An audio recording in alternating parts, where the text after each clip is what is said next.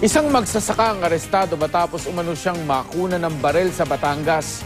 Sa Camarines Sur, sugatan ng construction worker matapos siyang takain ng isang napadaang lasing.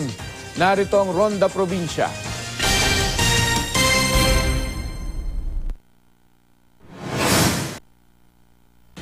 Sa kulungan ng bagsak ni Zaldi Casano matapos umano niyang tagain sa likod ang construction worker na si Ramil Ibanez sa Balatan, Camarines Sur. Sugatan si Ibanez.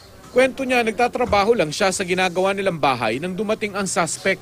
Hindi ko alam sir kung anong kasi nagtatrabaho po ako sir Okay. Tapos bigla siyang dumaan siguro yun, hindi ko alam, bigla na lang akong tinaga sa likod. Ayon sa pulisya, tila nawala sa sarili si Casano. Sa pag-iimbestiga po, eto pong suspect ay under the influence of liquor. Hindi ko po na alam sir kasi nasobran po ako sa inom sir Hindi ko na nalalaman yung nagagawa ko po sir.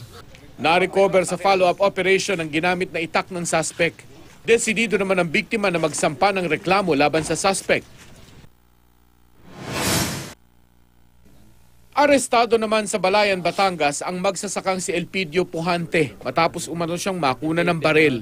Sa bisa ng search warrant, hinalughog ng mga pulis ang bahay ni Pujante.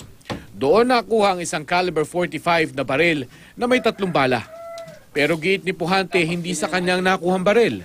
Pag-aari daw ng kanyang tiyuhing pumanaw ang baril. Gayunpaman, sinampahan pa rin ng reklamo si Pujante.